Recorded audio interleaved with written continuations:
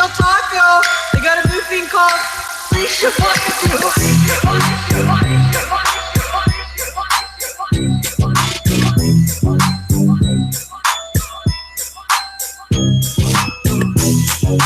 Taco. They got a new thing called It's Del Taco. They got a new thing called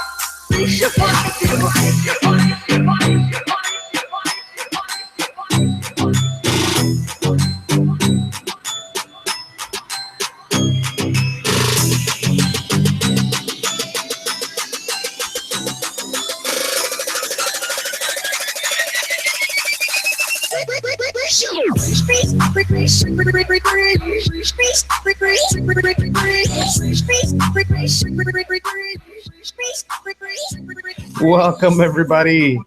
Man, that is on fire. Welcome to fire emojis.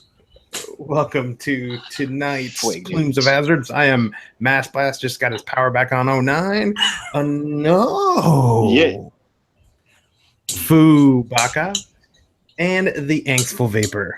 Salenchi Hancha. Sludgify, everyone. Yeah, boy. Sriracha farts. Ow. What is that? CO2? Get it? C2O. It's dope. Wait, is that like Spaceballs, like Perry Air? Like, go. You drinking some go. Nah, this stuff is actually pretty cheap and it's really good. It's like $1.25 a can when it's on sale. All right, pull back up. Let me click on you. Some Perry. Definitely cheaper than Monster fucking Rehab, let me tell you. I'm sure there's usually like $3 a pop. What is that? You got Not three. I mean, actually, I got one for $2 this dude, morning. my racetrack always has them at buy one get one for $1. Yeah, That's better than buy one get one. wow. Yeah, because usually they're like $2.15, $2.20 a piece. Buy one get one for $1. So for $3 and change, you can get two, which is better than two for $4. So for shizzle. 2-fo-fo. That was a burst of math right there. Plumes Plumes of Hazard. Math blast. Math blast. I have a game named after me. Math Blaster. I love playing that in Wait, do you remedial remember math. when we met?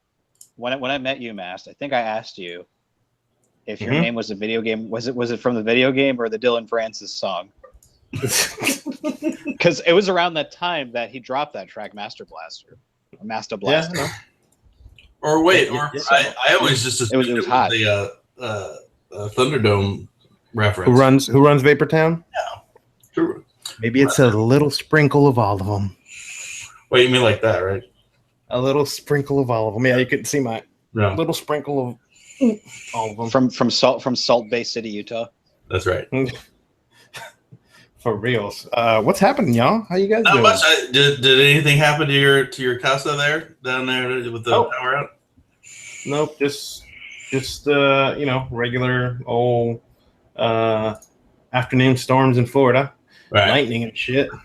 It just decided to zap all kinds of stuff. So nothing close. So it must have been. So It was barely even raining. It's just Yeah. so But now they have the smart grid. So as soon as the power goes out, you get a text and an email telling you that the power is out. well, yeah, in Florida they got their shit together because it's like it's a certainty in Florida. I will give them this. If it was anywhere else where your shit just gets completely leveled every few years and you have to rebuild it and they don't have that new technology, that's just being lazy because they've replaced every fucking pole in this town.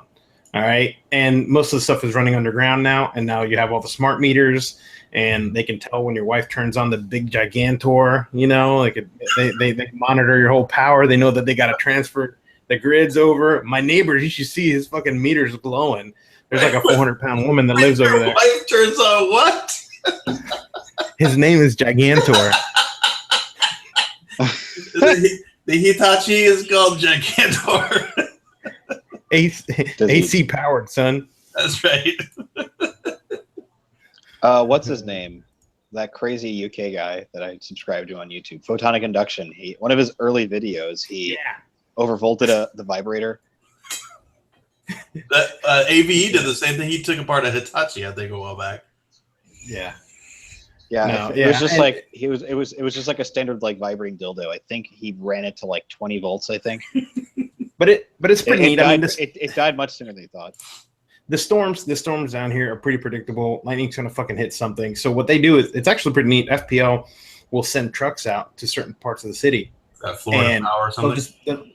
Florida Power and Light, and they'll send trucks out to different parts of the city just in case, they know shit's going to break, transformer's going to blow, something, and so they're there to fix it, pretty quickly. So they do get power back on.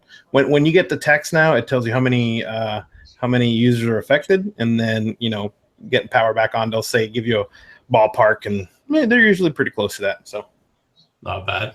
But yeah, and usually the power will go out sometimes for about 3-4 minutes and then come back on, but you go out and a whole part of the city is out, and it's because they're sitting. Some guy at the main office is sitting there flipping switches.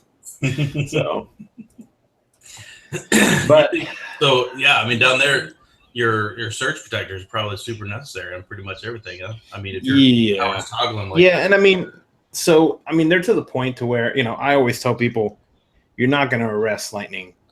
Because he just says, I do not consent to any search and seizures. But anyways, man, the dad jokes are bad tonight.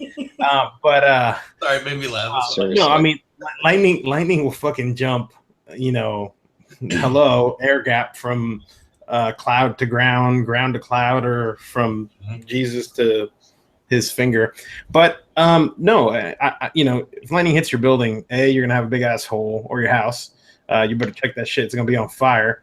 And B, unless you have some way to channel it, it's going to fry everything. And the problem here is if you have underground utilities, which most new neighborhoods are, it ain't going to be coming through your power line. It's going to go phone line or cable line or something else. Mm-hmm. And dude, they've had instances here where it'll just take out 6-7 houses in an area.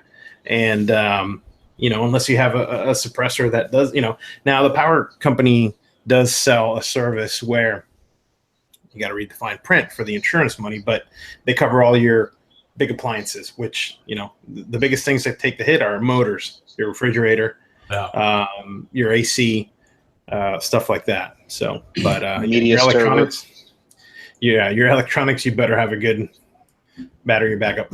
You dropped a ground in your house. Did you like a big lighting rod? No, yeah, I have a separate ground from my house ground that I use because I did that for my powder coating. Oh, you did it for the powder coating. That's what it was. Yeah, I did for powder coating. Yeah, and I mean that's one thing you'll start noticing is how shitty your house ground is. Mm-hmm. When you start ohming it out, and I put a 12-foot rod down into the ground, and that's what it's grounded to. But yeah, I mean, at all the schools around here have the lightning detectors that will detect it like 15 miles away if the kids are out playing, any sports. But still, I worked at I'm not going to say where it's at, but it was a city, and they had their server room. It wasn't Haagen-Dazs, was it? They had this huge, copper plate. It's probably about that big around. Oh, it was flat, but it was about that wide, and it ran along the back, and everything was grounded to that. And so lightning hit, one of the buildings, and half the shit fried anyways. And it's really tough to isolate. But you just have insurance, and nature does what nature does. Yeah, it's funny you mentioned that too about when the house hits in the fire, because I think sometimes people forget about that. Like if you see where I've seen it hit a house like this, and I've seen it hit trees like this, where it'll hit, it'll be on fire, but you can't see it because it's inside. Right, inside. Yeah. See here we have plywood roof, and you have tar paper, then you have shingles. That's shingle construction down here is pretty much now. The roofs for the newer houses, those fuckers will hold, 120, 130, 140 mile an hour winds and up. So they're pretty stout, but they have usually vents on the top. Hot as fucking Florida, they need to vent some of the air. So they're metal. That's usually lightning will hit something like that, and it blows a hole in it. It blows a hole in the wood and catches the wood on fire. and then it could be sitting up there smoldering, and people don't check their attics, and if it happened to my neighbor. It happened to my neighbor's house. Yeah. Mass, did I ever tell you? Like, it was like 10 years ago. I wake up. It was storming really, really fucking hard. My nephew was like a baby. He was crying so loud. That's what woke me up. And I'm kind of like, in bed watching it rain outside. And I'm like, I swear to God, I saw lightning right at my window. It was so goddamn loud. Yeah, I wasn't crazy. Baby. I wasn't crazy. It just missed my house and hit my neighbor's house. It like went over my house and hit my neighbor's house. I caught fire. Yeah. Shit was crazy. And I don't know if I saw Mooch pop in and pop out, but there was just a post recently of a local shop that lost the entire shop to a fire, and it wasn't a battery fire. It was a computer that actually caught fire and took the shop down. I'm like, man, isn't that fucking messed up? But they're getting ready to rebuild and go from there. But best you can do is have good insurance and have good fire suppression system if you have one, and that's it. But there's people in the chat sharing stories about near misses with lightning. When I was a kid, I was going to a Boy Scout camp, and there's we're all in a line. And it was pretty young. I mean, I think it was like 10, 11 or something. We're all like in a line, marching, following our scout leader guy to our campsite. So we had all our shit, our backpacks and our tents and all that sort of stuff. And as we were walking by, it was kind of drizzling. And we were in South Alabama. We were down south, so it was doing the normal sort of pissing thing. It wasn't like raining hard. It was just enough to get you, annoyed.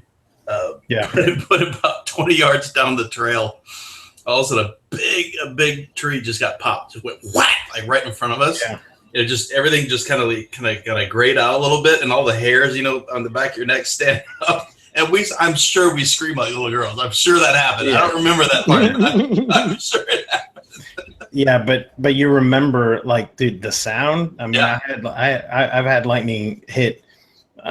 Probably, it's different when you're in a building, right? And it hits outside. Okay, that's loud. But when you're outside and it hits, man, it's like you can taste the freaking metal and the ozone in the air. Yes. And that's I would mow lawns as a kid. Insert Mexican joke here. Ideal show. And when timestamp, when you see a storm, even if it was close, we would just try to hurry up and get inside, because we had seen way too many instances where lightning would hit and it was still kind of bluish skies. And the storm's not anywhere near you, and lightning kills people like that. So, like a picture I put up a couple days ago, sunshines and unicorns and rainbows, and then just ninja strike. So Master, that kills people. I'm sure Mooch knows about arresting lightning. So I don't even know. You know what we didn't do last week until like the end of the show? Hey, Fu, what are you vaping on? Yeah. Well, I just rewicked my Narda. Ooh. With abolishment on the evade, and sorry, Narda draw warning. I don't know how this thing's gonna sound. Oh, ooh, a little whistly. Not too bad though. Not bad. This thing chugs though. Yeah. Wait. Let's see if this helps. Oh, pull it a little harder than that. Come on. Give it all you got. There it is. No whistle. The whistles go woo. I don't like pulling on it that hard, honestly. Yeah, no, I don't either. It's a good medium. Does it get louder? Does it get louder when you pull on it? But this build is like so dope. Like, I was telling Angsty this last night. Like, it's still one of the best addies I've ever used, and I'll put up with some whistle. I just try to minimize it. So what? Now I can't remember who's saying that. I'm indulgent about muting. What was who's saying that at a medium pace? I just made a medium pace joke, and I don't remember who's saying it. I don't know. I've got the Mets game on the TV in the other room, and Mets are beating the shit out of the Cubs right now. It's pretty great. Ah, shit. Now I gotta Google it. Song lyrics at a medium pace. I should really remember who's saying that. I busted the line. I should at least know. Oh, it's fucking Adam Sandler. That's why. Oh. That's why I couldn't come up with it. Well, that explains it. Yeah. So next, is that what you got in front of you? No. What you got? I also got the limo with the evade Mulciber. Thielman tip. Oh right. Ebony and Ivory. Oh look! Wait. I get the same thing. Oh, and you're touching the tips. Come on. Touching the tips. Come on.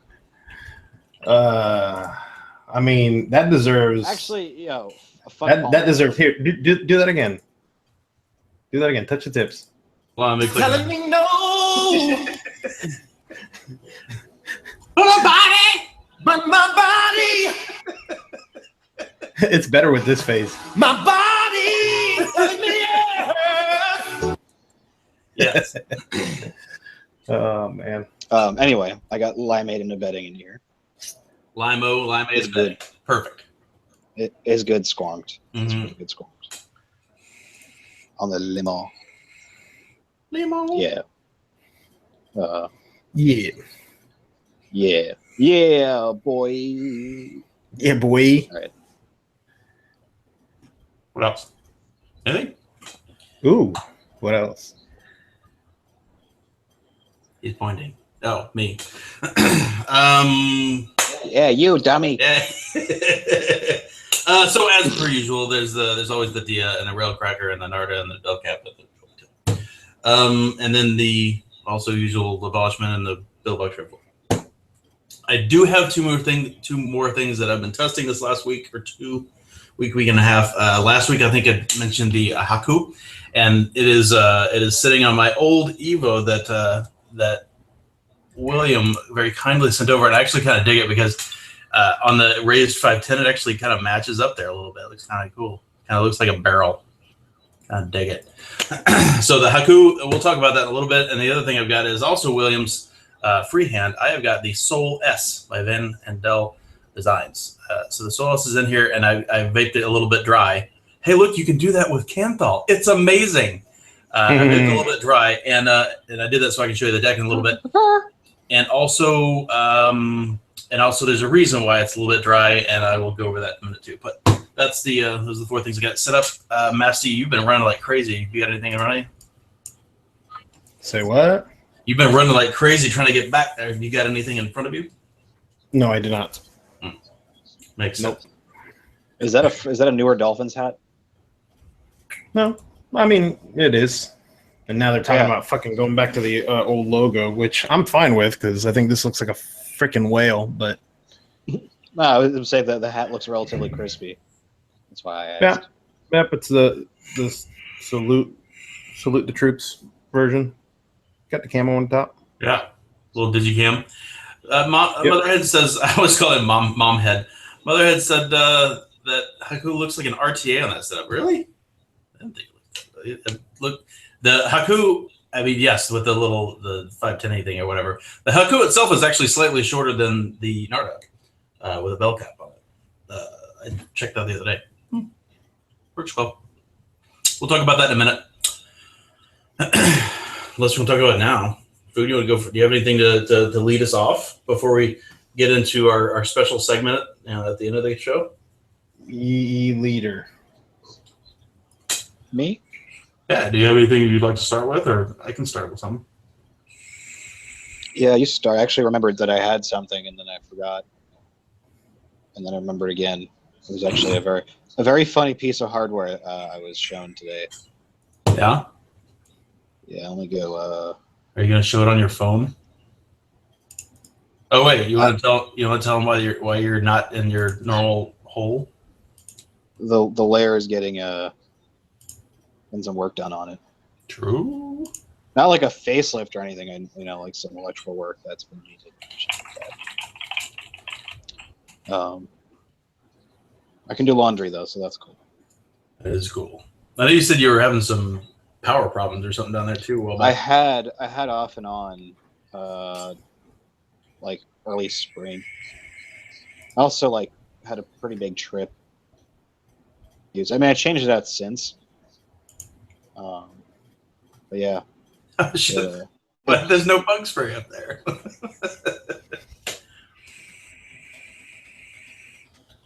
It's not bug spray, it's seal.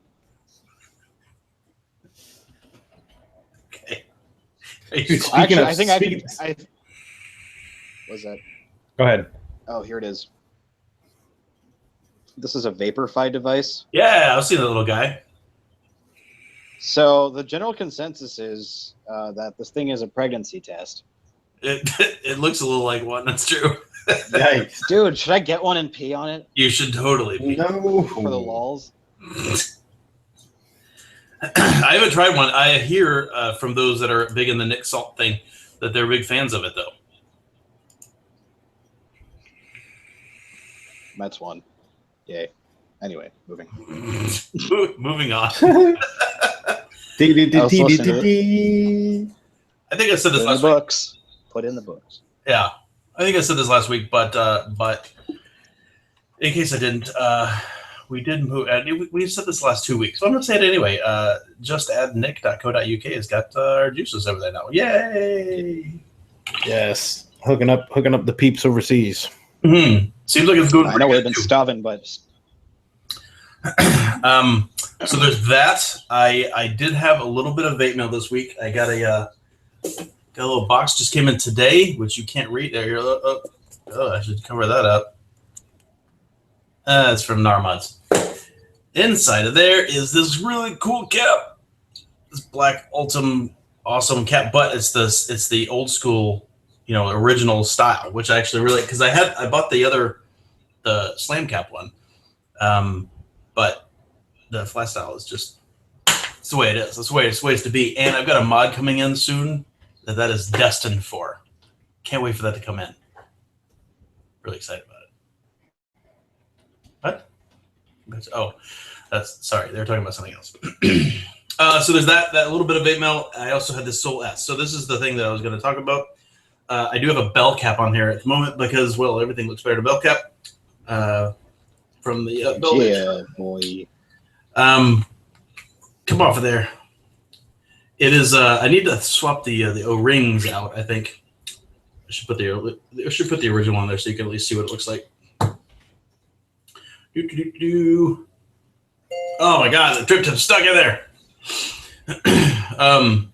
So Todd reviewed this not too long ago. If you want to see a professional builder review it.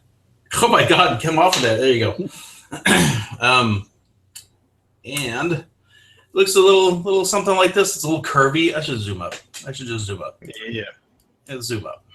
It's a little out of focus. Focus. So it's got a little curvy action going to it. It's got the slam cap little riser for the drip tip to sit there, which I normally hate because it makes it very picky on O-rings. Not O-rings, drip tips.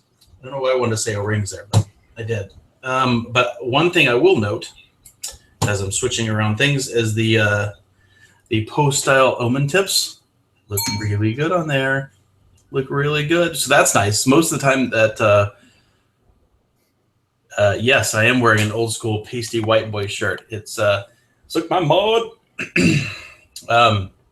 Anyway, so that's these off of mine because that shirt's hot. It's hot. You know what? It's been washed enough. It doesn't seem to be so bad anymore. So here's the deck. So if you remember back in the day, and this is going to bear us a little bit of resemblance to something else, you may remember that 6-screw design from a gentleman named Omen, who makes those tips we were just talking about. He made the oh shit, what the hell's the name of Zabby? Foo. He left. Fuck. What the hell's his name? I just drew a complete blank. I don't remember. Anyway, but the same flexible build pancake. There it is. I got it. Ha! I got it before chat too. Thank God. But thank you, chat, for reminding me. So the pancake had a very similar sort of thing, but the air was coming in from the side. they've Van and Dell have turned that around so that the air is coming in perpendicular to it, so and underneath. So now the air is coming in from both sides, up underneath the coil, up towards your mouth hole. This is a very obviously an interesting deck design. I kind of dig it, but look at that thing, Masty. Does that look like a single coil deck to you? I mean, it looks like it's built for a single coil. It's not. No. It doesn't work right. I mean, it works, but it's something about the vape aerodynamic something in there makes it be. The problem too would be the long legs that you would have if you did single coil. Well, you know, my normal Narda build is like a 9 or 10 wrap coil. It actually worked great. That was actually really, really fine. That went in there fine. But let's see. The modder likes putting a big, huge space coil in. That's true. So I don't get it. And it wasn't bad in single coil regulated. But it, and I may peeve some people off by saying this. It has many pros, and that is obviously a very flexible design. It's very well made in general, but it can also, one of the other pros is it can double as a rape whistle. I threw that first build in there, and I was crazy slammed at work. I threw my build in there, warmed it up, waked it, threw it in there, and then went back to work. And it's the first pull on this thing, it just went whee! I was like, holy shit! It was worse than, and this is coming from a Narda fan, and I've had a whistle or two in the Narda. The whistles go woo. Yeah, it was bum rub all day long in this thing. I adjusted the coil height. That didn't seem to freaking matter. It just fucking whistled. It was crazy. But I pulled that thing out of there and put in a 2.5. And I think that was the big thing, is not only can it just really not be a 3mm, at least my experience so far, it just whistled like crazy. So put a 2.5 in there. It helps it a lot. It doesn't fix it, but it helps it a lot. And then here's the other con. The other con is the way those, it's obviously got a build in there, so I'm not going to be able to show you, but the deck is right there by that second O-ring, or that, like, the topmost O-ring, maybe towards the bottom one. But when you squonk, there's obviously not much deck there, right? Because it's pretty much just that middle slot, and you've got cotton in there and stuff, right? Dude, you over squonk, and that shit's coming out. I'm just gonna piss out the sides like that. It's so fast. You will over squonk and make a big mess. Yeah. But all of that said, now that you know this, if you get a Soul, it does taste very good, and I really do think that it is a dual coil atomizer. As I was told beforehand, I was warned beforehand, but I'm a stubborn bastard, and I, of course, had to try it single coil because that's the way I like to build. It needs to be dual coiled, and obviously that design that they've got makes it very easy to do that, which is cool. It's got Mother said it's got a deeper deck than the Hadley. That's possible, but it fills up faster than the Hadley, because the Hadley has got more of a deck, I think, for it to spread out. This is like confined to that little slot. So you do have to, if you're used to not having to worry about that, leaking thing, you do need to just be aware of it. And I just put the stock cap on here for the first time in a little bit. Let's see if this goes. Not bad. Not too bad. Now this is pretty wide open. So we've alleviated, and we've gotten rid of the whistle in general. Here's the other problem. Those big slots on the side that you heard. If you try to restrict the flow a little bit, it ends up sounding like this. No, the whistle's not too bad anymore because I'm pulling on it hard enough. But it's like a gurgle. Yeah, it's like a gurgle. It's very. It goes a woo woo. It's very whooshy woo woo. So there's that. There's just these things that I've noticed, and I've only been using it for over the weekend, and I have put a few different builds in it. This one that I've got in there now has been on the Limelight, so I've got a mech build in there now. It is I think a 4.5 wrap of 27 gauge duals. And it comes up to like 0.4 on the nose, and it's very tasty. I have to say that some of these little niggles aside, the masked reaction. I paused for effect. So some of these little things aside, I have to say this thing does taste very good. If you can get it built so it doesn't have the whoosh or have the whistle, and you don't mind the fully open air draw, which I don't. You just have to slow down your pull a little bit, but not slow to where it whistles. Get it right. And this is a very good atomizer. I actually have really been enjoying using it, especially unregulated. It was good on the regulated too, but I wanted to put something on this. And I've been running the Haku on the Limelight, so I wanted to switch them up and try the Haku regulated. I still don't know if it's Haku or Haiku, but it's or Haku. That's what it is. I don't know where it's Haku. I don't know where the emphasis goes. Look at this. Look at this old. I should break this out since I was two. Look at that. The old STD. Yeah. Hold on. Let me click on it. There you go. Where'd that come from? That just show up in your dirt pile? Bench? No, I was pulling my one of my doors out, and I had it in there. Yeah. This one I think is dead, and I was gonna work on probably a few years ago. So yeah. Oops. Good old SVD. Good old STD. I mean SVD. So Soul S, I really think my initial impressions of the last weekend is very positive as far as flavor goes. You may have to adjust your draw. You may have to learn how to squonk differently if you've been using something like a Narda that you could squonk the shit out of it and it's never going to leak on you. So there may be a little bit of period of adjustment, but it is a very good atomizer. I can say that it is not shit, as they say over in the UK. Not shit. Angsty, you're a poet. You didn't realize it. Yes. Am I? Actually, I didn't realize that. Yeah, you did. He's a Poe. Yeah. He's a Poe. Hey, I don't understand why the show had no Poe. Oh, that does, and I forgot to mention the reason. I joked a minute ago that there's a reason why I had vaped it kind of dry. The reason is since it over squonks so easily, and I've been trying to relearn how to squonk this thing.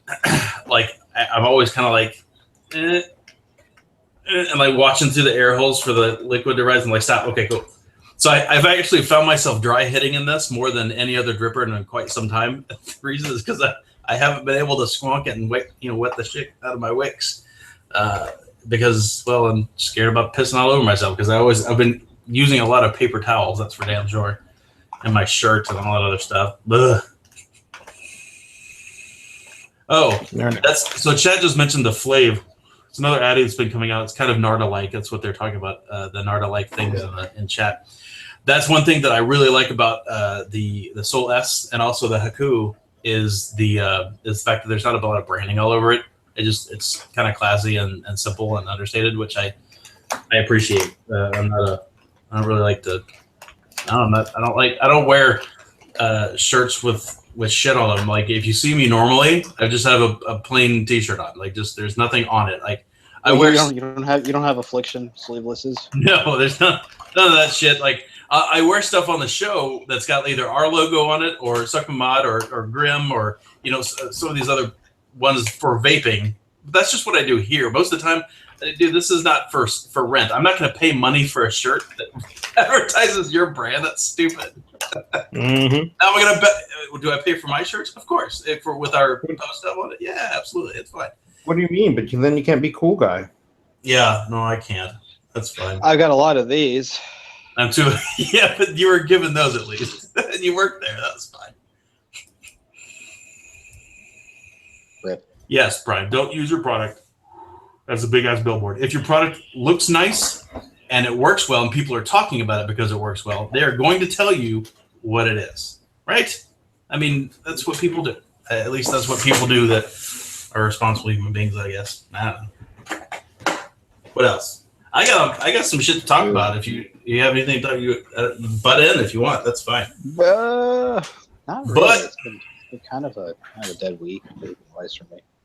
Okay.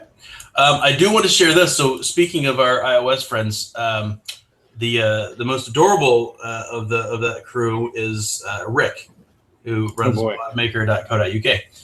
He's a nice guy. I like him a lot, and we've been talking about his stuff for a while. He just came out with something I'm actually really excited about.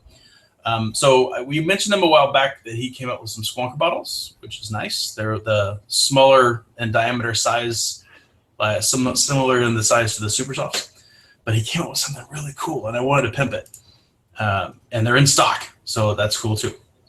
So is this coming through for everybody? Yes. Yep. Yes, cool. So modmaker.co.uk, he's got a ModMaker Squonker refill system. So you've seen us, and me and Sean certainly, using the Squonker refill bottles. This is a similar idea, but it's got a couple things they're just really just sharp. Really, really sharp. So this kit is 11 pounds if you're over there. Without VAT, it's £9.99. You get a long, skinny unicorn style bottle. You get a 30 ml regular sort of short squatty bottle, and then you get some other shit. But the important part, is that the only picture? I guess that's the only picture. This right here, down here on the bottom, is the important part. You can if you need to, if you've got your own bottles, you can chunk all those things. This is the important part. What this little thing is it turns any bottle into a 510 threaded Squonk refiller bottle. What? So unlike these other ones that I've got, that's got its own bottle. This, you can just replace the bottle and just thread this thing on something else, which is awesome. Such a great idea. And I was at a hangout with him, I don't know, a week or two ago after his show, or after their show, and he was showing it to me. He also is set up, I think, so I talked about this a long time ago when I got the 510 refiller bottles. I jerry-rigged one of Stephen Martin's caps for Squonk bottles and put a Squonker tube in it and made a siphon bottle off of my refill bottle. So that's kind of like a rigged version. Rick's actually made it work really well. So his actually has inside of this 510 Squonker bottle, it's got a little pin for your tube. If you want to, you can make a siphon bottle, so you don't have to flip it upside down and downside up to get everything filled up. So that's cool, but it is optional. You can just use it regularly too. The other thing I wanted to point out that's fucking sweet is he's insulated the 510 end. So when you screw this down onto your mod, you no longer are making contact with the negative and the positive in your mod. So if you accidentally hit the button in a mech or in a regulated mod, this will be much more safe, which I think is really freaking cool and smart. So I have ordered some of those, and I will have them in hopefully soon to show them off. But I wanted to show everybody because they are in stock at the moment, and if that sounds intriguing to you, there you go. And they do have a pretty reasonable international post cost. I feel like it's like 10 pounds, something like that. So it won't be super, super fast, but it's not terribly expensive either. They do have a really fast one too if you want to pay out the nose for it. So there's that. Modmaker.co.uk. And we will mention this. Yeah, I didn't enter that. I didn't put that in my notes. I'm putting on notes. Awesome. Talked about ModMaker. Talked about the Soul S. Was I pretty positive of that? I feel like I griped a lot about the Soul S. I wouldn't call it griping. Okay, good. I didn't mean to gripe about it because it really is good. And you can get a bell cap for it, which makes it look super good. Do I want to go into that? I don't think I do. I've already said enough things that may have been slightly critical. I have had some more. It doesn't deserve a bitch fest. It's got a few little things that I've had to kind of figure out and get it to working right for me. Yeah. But now that it's got it figured out, it's all good. It's all good. I am not going to talk about the Haku too much this week because we kind of talked about it last week, I think. And I will say, however, that they've taken some of the feedback into account. They've modified some things in the design, and I think it's going to be really good. I think it's going to be really good. I think you can still get in the group if one is interested, and also you may want to watch the Limelight group. I feel like because he and the guy that runs Haku, his name is Steven, and he and Dayan are buddies. And I feel like there's a giveaway going on. So if you're in the Limelight group do go check it out because I'm pretty sure it's still open at the moment.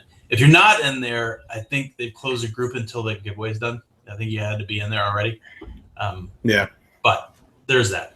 I will do two things. I'm going to do two things. Van and Dell Design. I'm going to give the links to the Van and Dell, which is the Soul S. That is a closed group. Mother said I shat on the Soul S. I'm sorry. I really didn't mean to, but I feel like I got it. I feel like I conveyed what I was trying to convey, which is it tastes very good. It just may take some adjustment to get the way you want. There's the Haku group. It's also closed but not secret, so you can go ahead and request to get in as you like. We also talked briefly last week. Not briefly. We talked about the Big Apple mod, which is Motherhead's third mod that he sent down very kindly for me to have backups. The one thing I didn't do, and I should have given you this beforehand, Lasty, to scrub through. Would you mind pulling a couple videos from me, or are you busy setting up? Sure. No, go. Nope. I'm all set. I'll put it in side chat. See if you can grab those two. They're short. Sure. And we don't have to watch them. We'll just kind of scrub through them and show that. And I will briefly talk about what else do I have to talk about? Shit. Well, I can talk a little bit about this because that's what we're about to watch anyway. So the Big Apple mods, made in Merca, and he's got that proprietary thing that makes the ugly ass pistol to be more clear. It's still fucking orange and ugly, and I don't like it, but they do make obviously black ones too. So one of the things that I did mention last week about it, it was kind of big, right? It's not bad. It's very solidly built, but it's not small either. It kind of dwarfs, like the Dia, kind of makes it a lot better, feel a lot bigger when you set it next to things. I mean, it's fucking huge amount bigger than the Limelight, but it's very sturdy. And these videos that Massey's pulling up is the gentleman that makes them, and he's in a Target parking lot, and I almost said Target parking lot, which doesn't make any sense. That's a spoonerism. I think I got that right. Anyway, he's in a Target parking lot waiting for his wife to come out shopping, and he's like, we should do some destructive testing on these mods. So he pulls his battery out, and then we'll watch the video when Massey gets the first one up. All right. So I'm going to play the one from the car first. Yeah, that's good. Let me click on you. All right. Let's do that right now. Make sure this is going to work here. Hey guys, I'm out here in a Target parking lot waiting for my wife to finish. His accent's fantastic too. He's in the Target parking lot. Give you guys a little demo as to how durable this Ultem is. Oh yeah, and he says Ultem, which may be right. I don't know. What I'm going to do for this test is I'm going to take the battery out so I don't subject the battery to that much torture.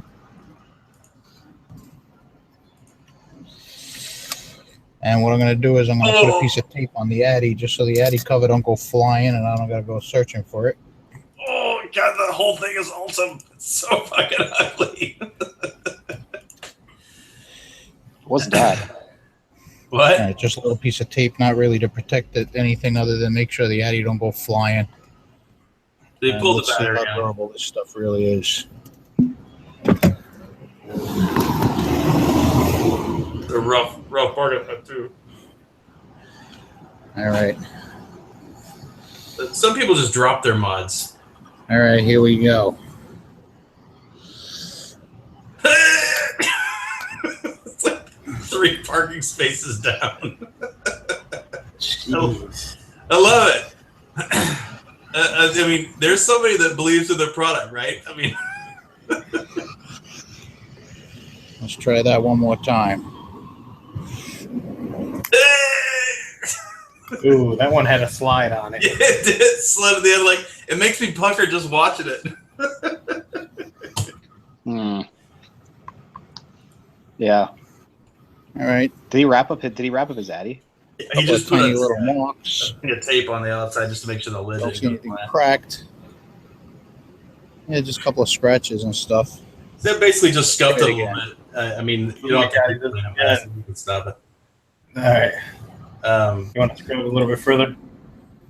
Not You can easy look to at do it. one-handed. Yeah, you can pull the other one out. Just The other come one home is and- the other one's at least as bad. All right. I'm looking for something else I want you to show too. Although I can probably share this one. Let's put the second one. All right, I'm gonna try one more final demo for this Alt-10. Just gonna push it in the cart. No, he's that way. He's got two hands on it. Again, I'm taking the battery out. Ah, leave it in there. Make some more fun. Just don't mess up my arm.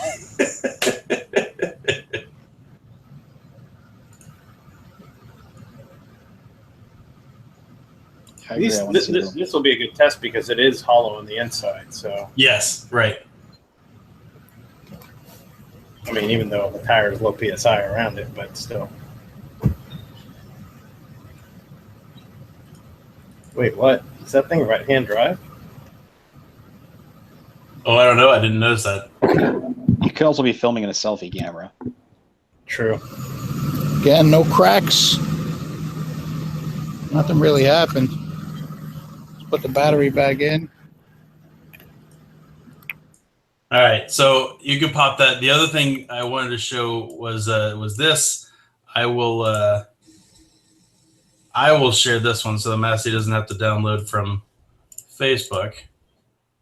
This is awesome. So you may remember the gentleman from Limelight Mechanics a while back who joined our show. His name is Dejan, and he makes things like the Freehand S, which I own one, and it's coming back to me soon because it's there for upgrades.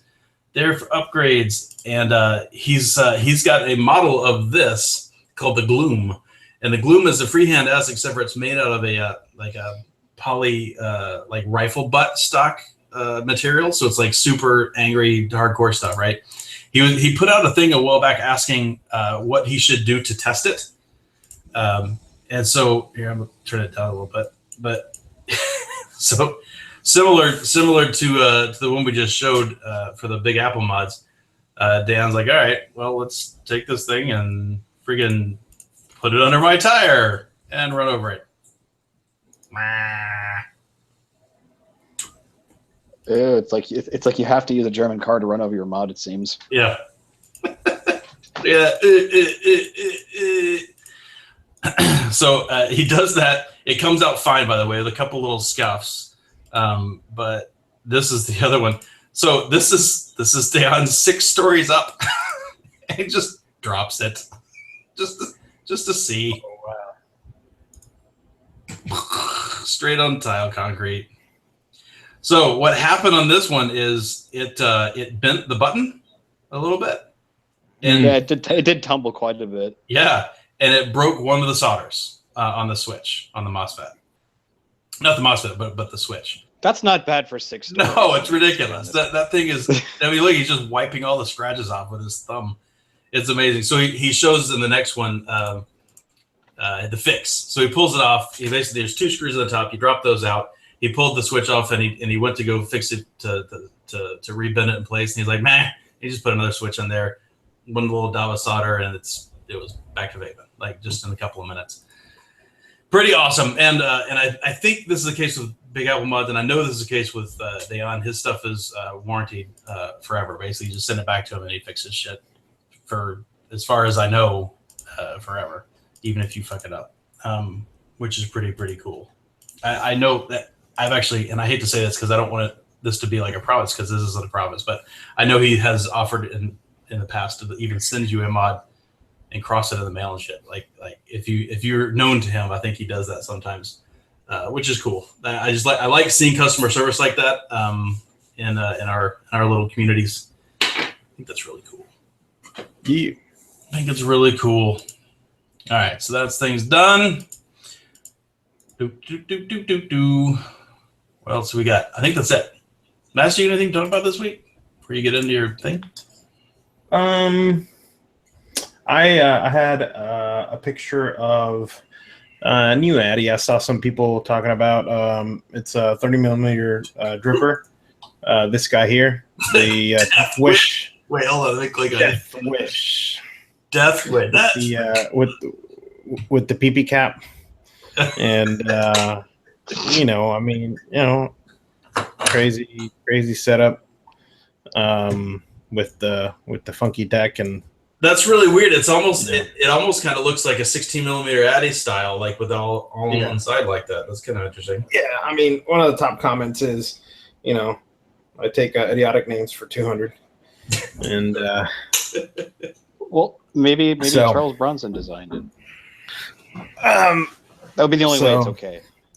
Someone said they should have called it the Unabomber Skullfuck 9000. That credit goes to Voopmaster. On Reddit. Bombies chimed in. He said he was really hoping it said the Death Note atomizer. Really would have been cool to have a Death Note inspired logo or something. What a weird. So anyways, it does come with a bottom fed pin, which I guess it's cool. Looks like it's got a deep enough well. So it comes with a swanker pin. It does come. What's Squonk? What mod is it going to go on? I don't know. Well, the G class is will fit a 30mm. So no, talk about the Squonk. Oh yeah, I don't know. Maybe it's just for drainage. There's a. It's for Josh Wilson. That's who it's for. Yeah, that's right.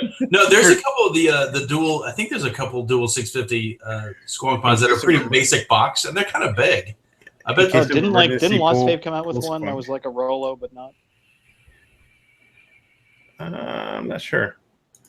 There was something. It was like a 166 or whatever. Yeah. For those of you who follow the Fastic Digest, El Senor Dong Magnum posted one 5 days ago. Did he have to stop doing that? No, yeah. There was one posted 5 days ago. Right on. So you can check that out. There's been we talked about.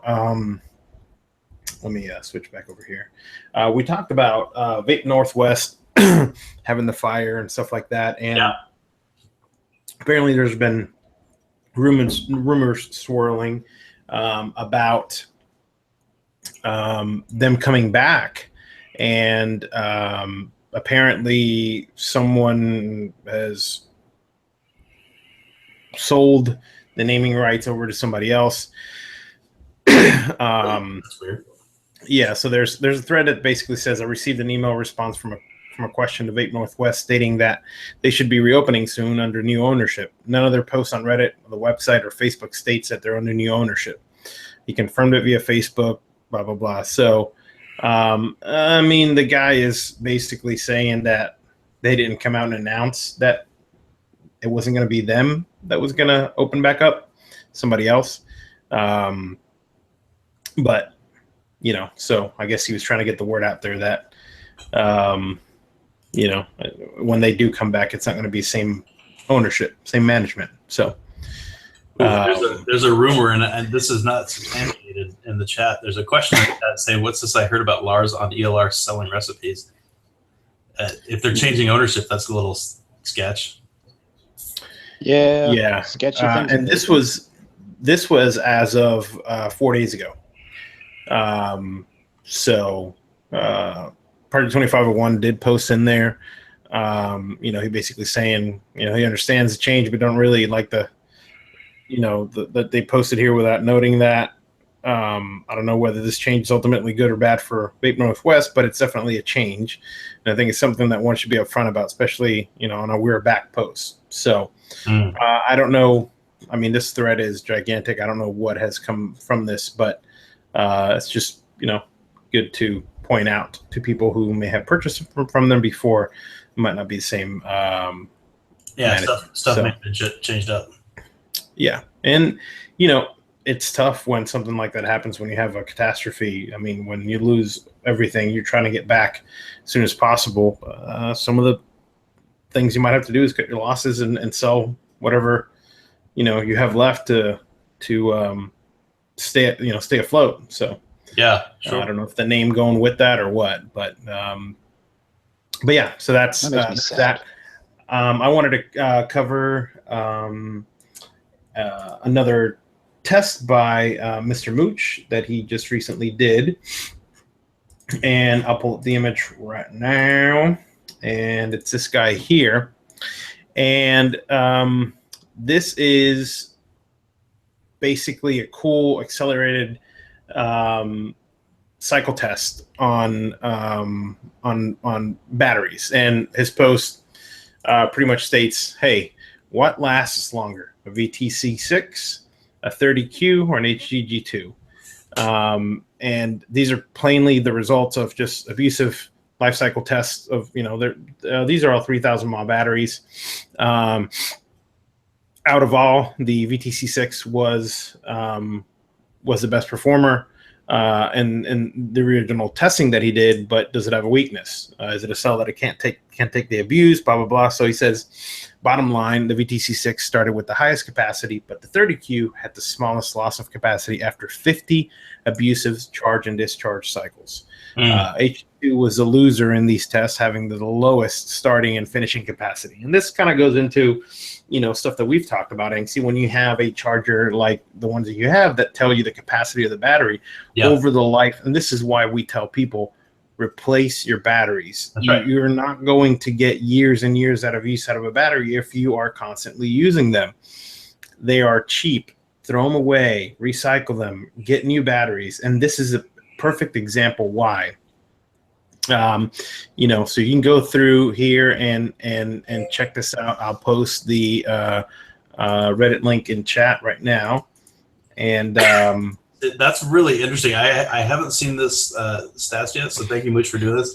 I actually have noticed my VTC6s, they seem like they're aging faster than other ones that I've used before. And that's interesting to see proved out by someone that's doing it more scientifically than I'm doing. I'm just watching it kind of go down as I've been using them. Does that mean trust fires like do Benjamin Button shit? Well, and I mean, you can, and the thing too is, and I always warn people of this. I mean, you can see it, Angsty, because you're keeping a close eye to charging and your charger telling you, storage capacity and all that. And really, if you don't have that style charger and stuff like that, you will, if you are using kind of close to the same batteries, you're gonna notice, hey, well, this battery used to last me, 3 hours. Yeah. Now it's, 6 months old, and now it's only lasting me, 2 hours. So around that time, I really always just suggest to people, just start cycling them out. They're not going to last forever. So and it's good to have something. Yeah, there you go. I'll show you this is the one I've been using for a long time. I dig this charger for this reason. So I've got a doo-doo that I just threw in there right before the show started, and it's got 8 mAh back into it, and eventually it'll come back, and it'll probably be around 2,000 these days. This one's wearing a little bit. It's wearing down a little bit, but it still works all right. But my doo-doos are on their way out because several other ones have been rotated out because they were holding 1,500 mAh, which is not all right. Yeah, I mean, I do I go by charge time. Like I use like a Nightcore like D4. I'm just like, my things are taking like 5 hours to charge now. Sure. I assume Mooch would probably say that's the internal resistance going up. Yep. Also, I want to point out that this test, the conditions were there was 8 30Qs used, 8 HG2s used, and 4 VTC6s were tested. Each battery was subject to 50 charge discharge cycles at rate designed to accelerate their aging. Okay, so again, this is accelerated usage. All right, so mileage is obviously going to vary on your batteries, right? Yeah. So these are being charged at 4 amps and cut off at 4.2 at 200 milliamp, and the discharge was done at 15 amps continuous down to 2.5 volts. This brought the temperature of each cell up to over 80 C for each cycle. Okay, so that means they're getting toasty. Yeah, each battery was only rested for 60 seconds between charging and discharging. He estimates that this accelerated life cycle testing age each battery the equivalent of at least 200 cycles. So again, it isn't like you're going to charge a battery 50 times and you're going to throw it in the trash. Yeah. First of all, you'd never throw it in the trash. You'd recycle it. But second, this is an average close to about 200 cycles. So, and the best you can do is just measure them out. And if you need to, hey, you don't want to worry about it, get a charger like Anksty's got. But please, please, please, please, and usually, I don't know, I'd like to say that before 200 cycles, your battery wrap's already taken a shit, and you might have already rewrapped it, and, the battery's kind of, getting beat up a little bit. So you just recycle it just to be safe, before any of this. So, but this is good. And thank you, Mooch. And I hope that he is using some of the heat given off by this to, well, it's not cold up there anymore. I was going to say warm his apartment. That man's got free heating during the day. Maybe he can run this a boiler or something off of this. Maybe run a turbine, right? Generate some power. Yeah. Could you imagine if a police helicopter flies over with a flare and they see it's just white. His like he's got a glass door. He's got a grow house. Yeah, got a grow house. They show up there. They're gonna be like, "Sir, what are you doing?" You'd be like, "Oh, I'm a power bank for Tesla for New York." That's right. But anyways, yeah. So thank you for doing this, Mooch, and awesome that you put your watermark logo on the background of this. So those bastards that keep stealing your shit and using it as their own or putting it up without giving you credit. I honestly, I would hide cock and balls all over the pictures and little cock and balls everywhere. that would be. Oh, where the two O's are in Mooch? Yeah. That would be or perfect. make a gooch. Dangler down You can make a gooch. Yeah. So gooch over here. So that way, you could brand it as your own. So either that or the Mooch, the typical Mooch face, with the. You can do that one. So check that out. I put the link in chat, and that is up there. And I did see one funny post. Speaking of Reddit, somebody again posted the thing like, is it time to move away from the term e-cig or e-cigarette in our community? Is it really hurting us in regulation? I'm like, dude, every time that gets posted. That was being posted, 4 years ago plus when I was starting vaping, and it was too late then. Yeah, you're not going to change it. That's what it's like we shot ourselves in the foot a while ago, okay, bud? Yeah. Not going away. I mean, I agree. I mean, when I first started, I wanted nothing to do with combusted tobacco anymore, and I wanted to be away from that term. So I totally said the same thing. Like 4.5 years ago, but it's not going to go anywhere. I mean, it's just not. Would it be best if we could suddenly make it be vaping and not e-cigarettes? Yeah, it would be best, but it's just not going to happen. It's so one other thing I wanted to cover. This was posted a couple days ago. Let me see if I can get the picture up here. Was apparently someone doing repairs for Yeehee got posted this message on one of the Facebook groups where basically, the person returned this mod for a warranty on the board because it was, shorted out or something. And the person wrote, basically said, taking care of the mods. I got this mod, and man, I can't believe, what shitty care people take care of, of their mods and how much juice was in here.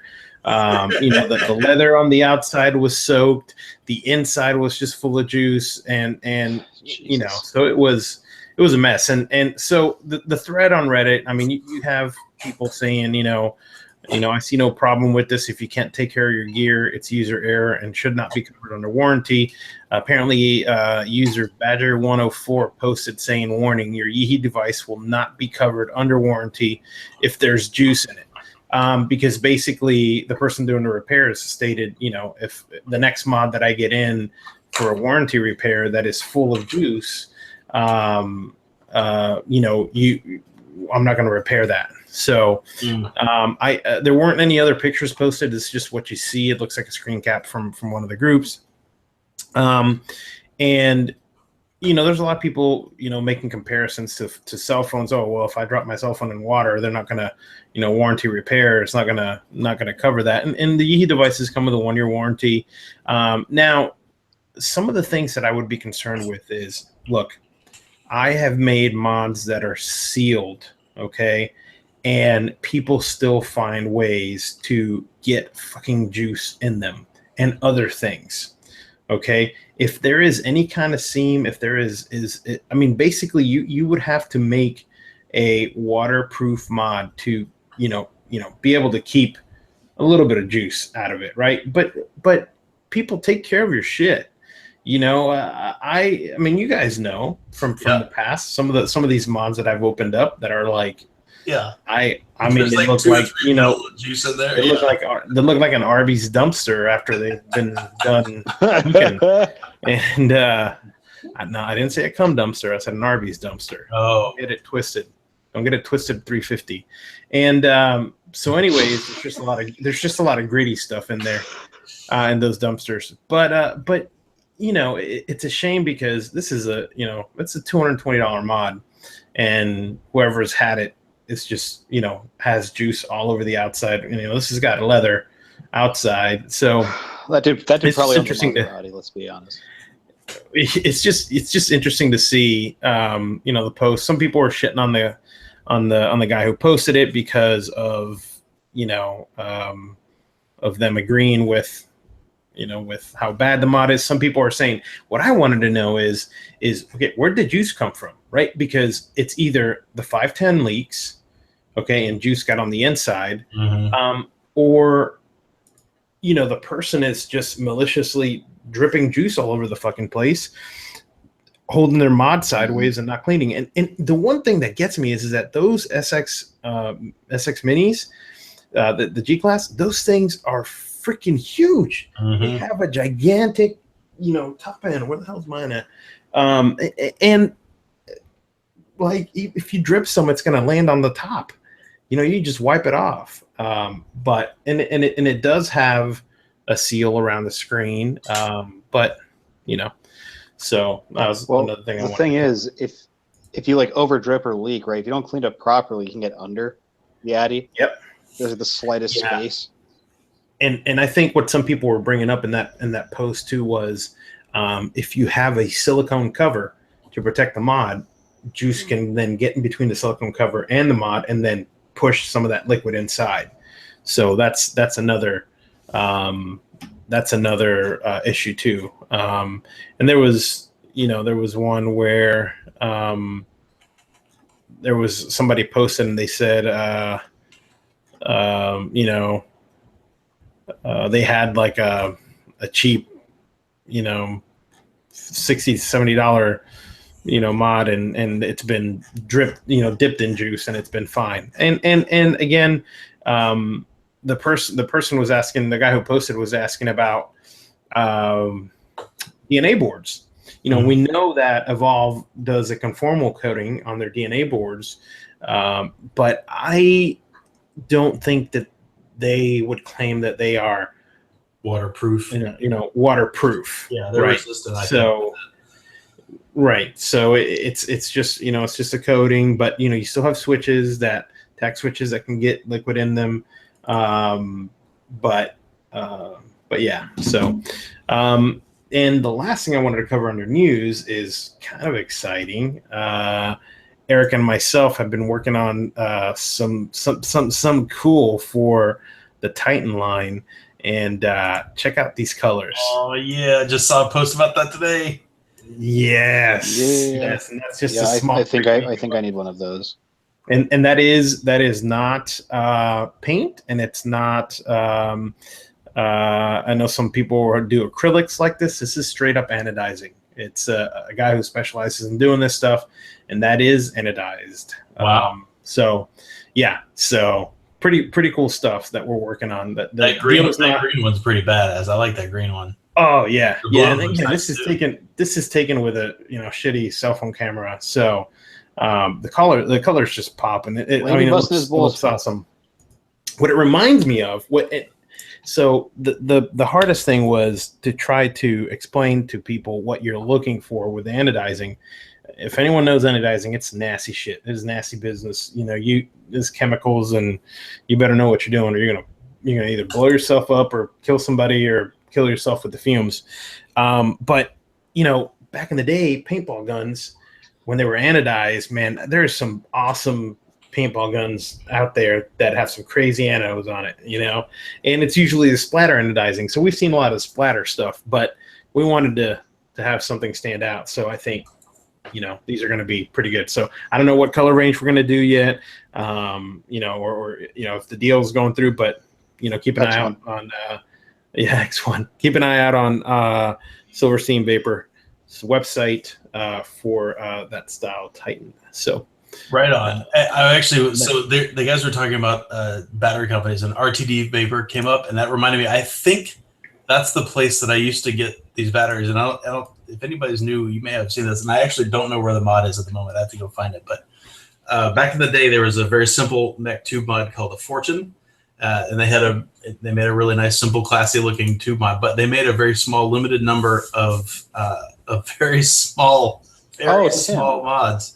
One of them was called the Triple T, the Tiny Tim, and I actually did end up getting one of those things back in the day. And if you haven't seen one, this is an 18650 battery. Yeah, here I should hold it like this so you can see. This is an 18650 battery. This is the battery that it ran on. This is an 18240. It's so cute. It's so adorable. So the mod itself really was not much bigger than this. It was just a little bit bigger. There was a whole mod that was that big. I mean, to put that into perspective, if you remember what an 18350 battery is, that's the 18350 battery. There you go. And the mod was right about this size. It was not even as big as this 350.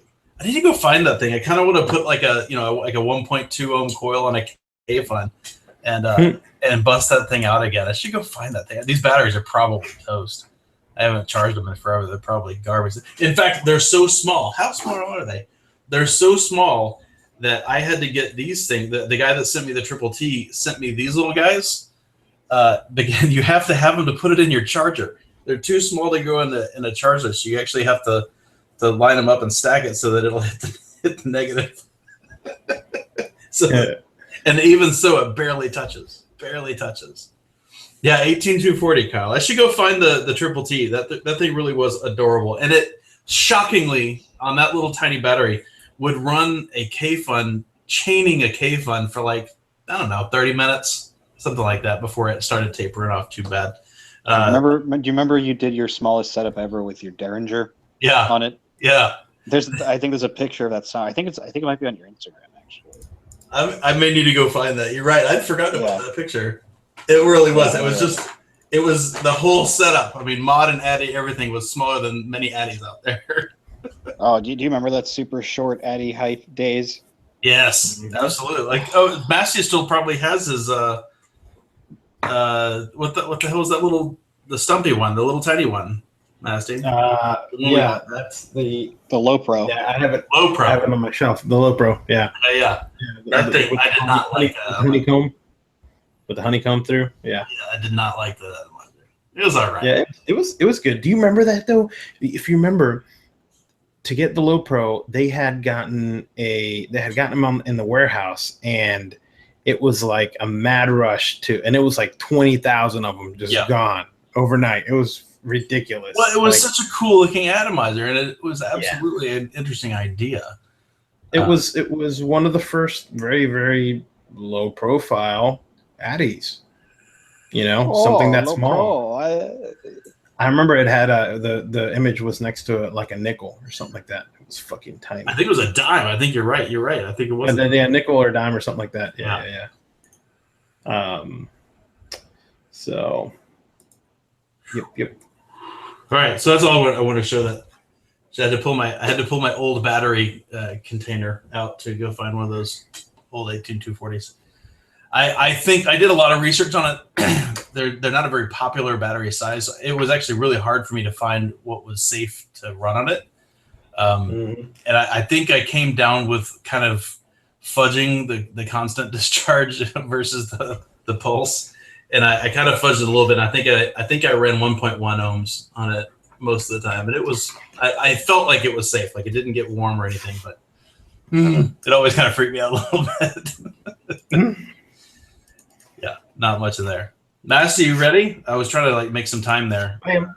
Sure, I am. And let me switch over there with the camera so you guys can BS for one more second.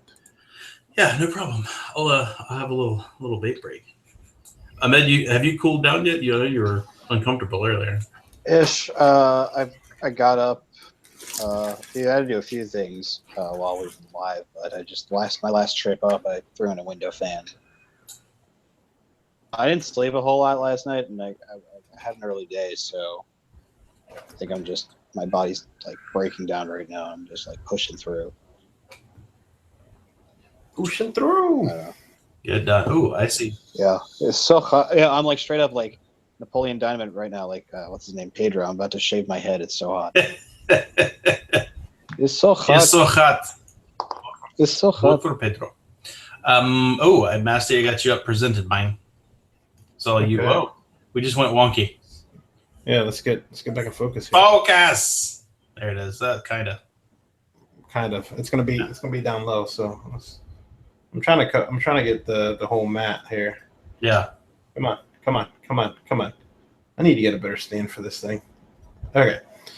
Stay alive. Don't go away. Okay. So first thing I want to talk about is, well, let's just do this now so that way. Okay. So it's this mat right here. This is a Chopin heat insulation working mat.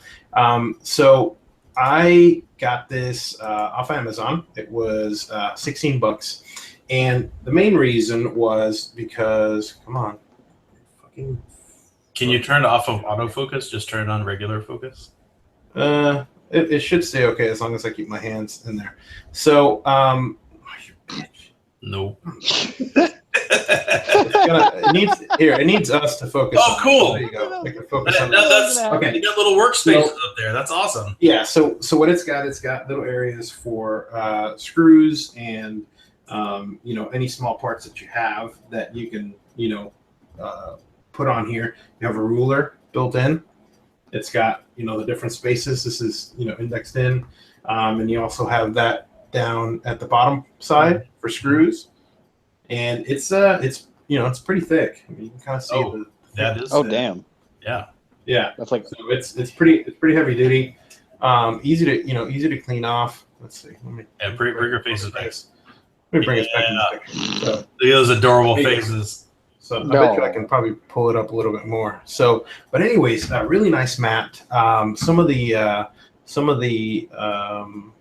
other features, it'll do if you're using a hot air workstation or resolder station, it'll hold up to 550 degrees directly contact, and 430 with you pretty much 430 Fahrenheit. You pretty much putting the soldering iron on it. So, and as you can see, it's got the ruler, and you got a bunch of different notches here and on the side to. Chat was just talking. Chat was just talking about the funniest thing ever is having an elastic thing that's a ruler. Something that stretches. That's true. Well, actually, let's see. Yeah, it stretches a little bit. But I don't think you're going to be using that ruler. It's not a micrometer or anything. But yeah. So it is. Let's break out a real ruler here, so you can get kind of size wise. We're looking at 14. Around 14. Yeah, close to 13 and a half inches by looking at 10. So nice. 9.84 by 13. So not bad. I like that it's got multiple surface. So there's this surface in here. This is going to be, I love our mats, but when you're soldering and doing stuff, it's going to burn right through the stuff because this is just like a mouse pad. So, and a thin one at that. Yeah, you need to make sure. So this, if you're working on the desk like I am, this is going to protect a lot better. Even if I've had a lot of close calls slipping and screwdriver goes down, you don't want to mess the surface up. So, for 15, 16 bucks, you can find any other mats. You can just get a straight rubber mat, but it's nice to have these, stuff doesn't roll off. You have multiple layers. If you're cleaning stuff in here, you can literally spill enough to, let's see if we can, I don't have enough in there, but this is just alcohol, but it's got 2 different layers. It's evaporating too quick. Or levels to this area. So and it's nice and heavy. It's not going to move on you. So, but yeah, so this is you can see the Chopin heat insulation mat, and I will put the link inside chat now. I know, like I said, it was around 16 bucks prime from Amazon. So check it out. Don't burn your shit. All right. Yeah, don't burn your shit. So next thing I wanted to cover was, so I have had my Weller soldering iron station for years. It's that guy sitting right there. Oh, gee. Okay? Yeah. And that thing works. It's a workhorse. It just does what it needs to, and it's a 40 watt, and I run it halfway. A lot of heat. Just because you have a shit ton of heat doesn't mean anything. That's how you kill components, right? You want fast heat, and you want it precise. So and you get in and get out. So for the longest time, if I'm working in the garage, I have an old set outside, an old soldering iron and stuff. But man, that is a lot of bulk shit to be carrying out. Okay, what I would take this whole thing with me when we would go to cons. Yeah, you did. I've seen, and I would be fixing stuff out, in the field. And for the longest time, I looked for portable, the Hacko stations that are like the purple and green. They're a little bit smaller, and a little bit more portable, but nothing is portable as what I'm about to show you. This soldering iron is part number TS100. It's got a B2 socket, and this is the package that it comes in. Holy shit! Yeah, and this is the soldering iron. Do you put that in a turkey? Yeah. So with the tip installed, it comes out to about 6.5 inches. Okay, by barely half an inch.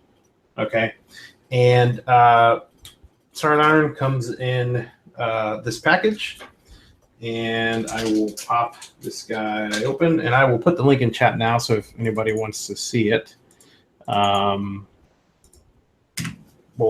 you can follow along. So basically, it comes in the package, and it comes apart, and there's a Allen wrench that it comes with, and a screw that you unscrew here.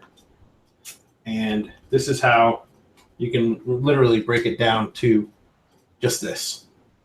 Okay, digital screen, and you can interchange the tips like this.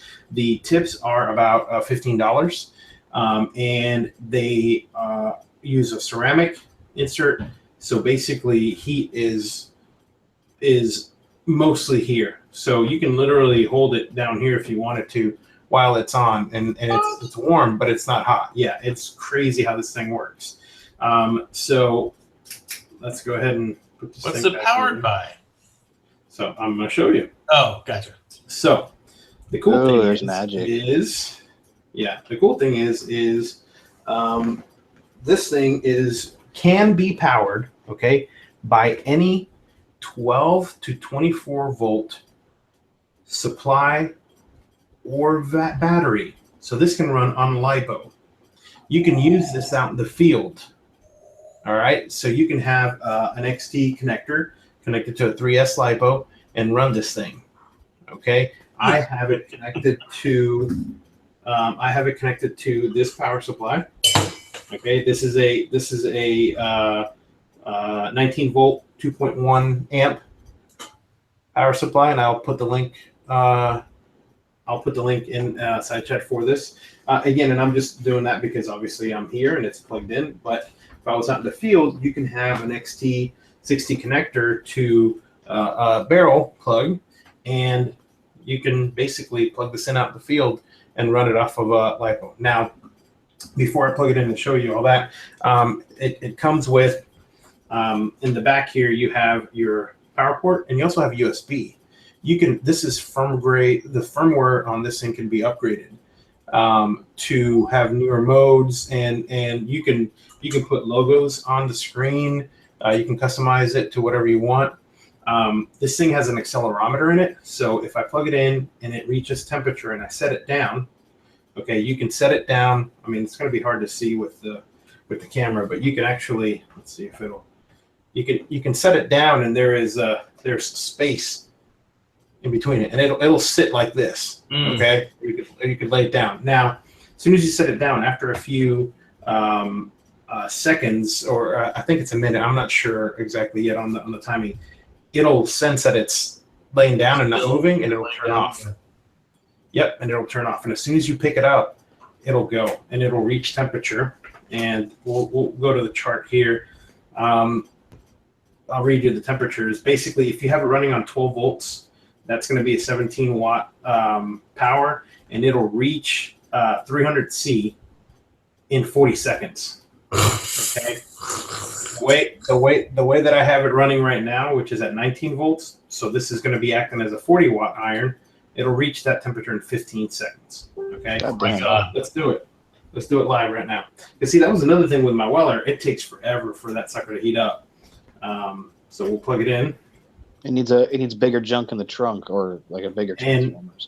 And as you can see, basically it's telling you to press the button. It will not come on as soon as you plug it in, for safety, obviously. So we'll press that button, and there's at 100 C, and we'll just crank it up to. Tilt the screen a little bit, Matt, so you can't see it. Yeah, there you go. We'll just crank it up to 300 C. We'll see how long it takes.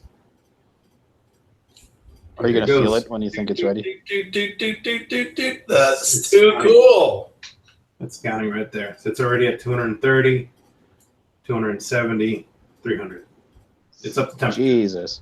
At first, I was like, there's no way. And I did one of these. I'm like, whoa. It is. I mean, Oh, damn. We're melting solder that quickly. Solder don't lie. Yeah. So this thing is awesome. I haven't done more of the testing that I want to do with it yet. So the tip that came with it is nice. It's pre-tinned, and you could see the backside. You see the kind of like a heat thing moving away from the iron. It's telling you that it's on. Yep. Yeah. So what we can do is we can also, let's say we want to bring the temperature down. Okay. And like I said, this part here, okay, this whole part here, I'm putting my finger on it. It's not even hot. No shit. That's amazing. So it is concentrated on the tip. I haven't tested this part yet, so I'm not going to do that. But so the lowest temperature is 100 C. Okay. And you can see the arrows going down, and it's telling you, okay, it's at 200. It's going down right now. All right, so it shows you going on the way down. Now, this retails for around $67 on Amazon. The one of the main reasons I got this was to be able to. I was doing some stuff out in the garage and on the truck and stuff like that, and dude, how awesome is it to just be able to plug this into a battery and run it? And it's using two amps. It is not, it is not sucking up a lot of power. So I assume that barrel connection, Massey, if you set that down, that cable is going to be pretty thick. So it might disturb or make it go tip down a little bit just because of the cable, right? Right. With this, so one of the things is you can get the silicone cable for the batteries, which is really, it's even softer than this. So, but this guy, I have it plugged in down below, and I mean, I've set it down. Oh, that's not bad. Here. No, it's not bad at all. It's not bad at all. And that is the, I wonder if we can see it. If we can see it, I want to watch it and see if I can see it, timeout. There should be a timeout from it moving. So it comes with this little user guide. And It tells you, the different settings, the USB, how to download the firmware if you wanted to update it, if you wanted to, put your logo on it or whatever. Actually, here we go. We'll go to the back, the English side. So the only, and this is not a drawback because, you can get different tips. Okay, so the tip that it comes with is your regular run-of-the-mill, I think it's a 10-degree tip. Now, I do have an upgraded tip on my Weller, which we can show the difference there in how much smaller the Weller is. Yeah. Okay, so I can get a lot. I'm working on tiny stuff. So this tip is great. It's not a problem, but I do prefer them to be, the smaller angles like these, so you can really get into stuff. That thing's only $68. Yes, it's only $68. Holy shit! So now, that's absurd. You do need to buy the power supply separate. Okay, it does not come with a power supply, but the power supply was $24. Can I use my old Zorro one? You can use any power supply that is anywhere from 12 volt to 24 volt. Can I use my old Zorro one? Yeah. Is it the right connector? I don't know if it's the right barrel or not. I will post the correct barrel, but I will grab the power supply link and link it in chat. It would be super cool if you could sit there and vape on your Zorro, unplug it, plug in your soldering iron, and keep going. That would be awesome. Yep. So, I don't have my other one plugged in, but no, Danny boy, you can't run it off of USB. I don't think there's not enough volts. Is that right? Yeah. Yes. No. Yeah. The USB is mainly for hooking it up to the computer. So, you cannot run it off of the USB. So micro USB is only for basically update, basically having the latest firmware and doing that. So yeah, because USB is running at 5 volt. It's a micro USB connector. So, but literally, there it is off. It has, the up and down buttons, and it is, this is literally like you're holding, here's a pen. Yeah. Shout out to Moss Max. Look at that. Nice plug there, dude. Yeah. So, this is awesome. And if you want to break it down, you can break it down even more. You see a lot of these used in a lot of the multi-GP racing for drone racing and stuff like that. These guys are using it because guess what? They already have a 3S, 4S battery out in the field. They can just plug into this and fix stuff right then and there where you might not necessarily have power. And that's the coolest thing is you could have a friggin' 4,000 mAh, LiPo pack that you can just sit down and have a nice, cable that comes to this and be using this out in the field, which is awesome because I'm not gonna freaking have that thing carrying around. This is like something you would keep it in your tool bag, in a kit, to use whenever you need to. And a lot of people are like, oh well, when are you gonna be using soldering iron? Man, if you had a soldering iron, there's so much more shit that you would definitely do solder than use whatever button connectors and anything else. So. And just how fast it heats up and cools down. So it is, I think it's an awesome buy. I've used it a little bit. And what I'm going to do now is I'm going to pull my, how are we doing on time? Take your time, baby. Okay. Let's bring this guy out. And so that, that was it. That was the box. And it comes with a few extra screws. Ooh, look, we can put our screws in the screw hole there. You can see how that works. And let's put a board, because what I wanted to test is let's try to desolder something really thick on the board, because that is one thing that my Weller will do really good is it's going to hold its heat. So let's see how we're going to do this guy. Bring this close.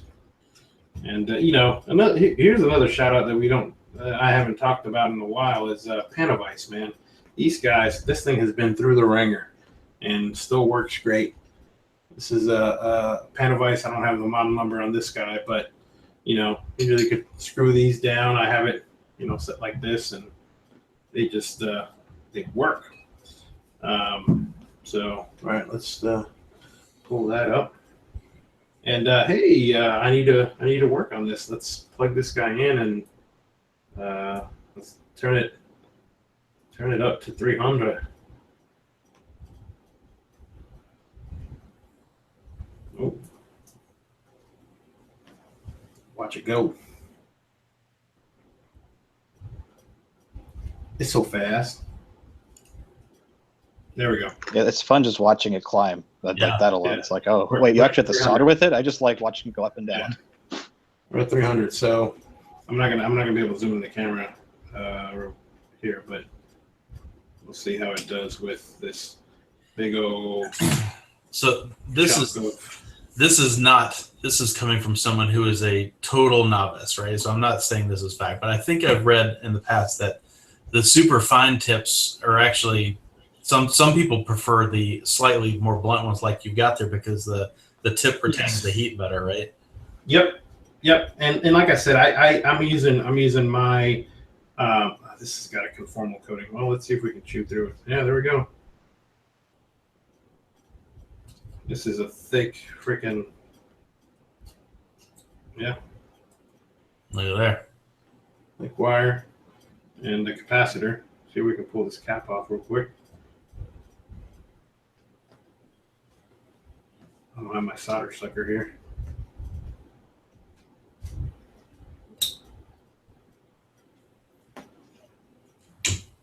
A mess, but there's the cap. So it's pretty good. That's pretty good heat retention. Let's test our mat. Let's see. Someone do the math for me. What's 300C work out to? A lot of Fahrenheit. Are we above? We're not above 572 Fahrenheit. There's the mat. I have it at 400. Let's see. We're at 400 there. I'm touching the mat, and it's no issues. Yeah. And there's enough. The thing that I thought was kind of cool, message when you busted that the tip out, there was enough meat still inside the handle to where that's probably pretty stiff, huh? Oh, it is very stiff. Yeah, that's. So let's bring it down, and we'll take it back apart so we can look at that part. We'll show you it cooling down. So there it is at 100. Let's watch it so it can actually give us a temperature. Tilt it a little bit. There you go. And again, this area here is not hot. I mean, it's warm, but, you know, if you want to choke up on it, you can. Let's see. That is pretty awesome. 230. I'm sure I don't want to shock it, but. And obviously, the longer you have it on, again, and this is tip TS-B2. There is a different set of tips for this, and like I said, they're about 12 to 15 bucks, and you know, you do buy the whole piece, and it does have ceramic inserts in it. Let's see. Yeah, that's workable. It's still pretty warm up here. We're still at around 154, 152. So, all right, let's unplug it for time's sake. And let's grab.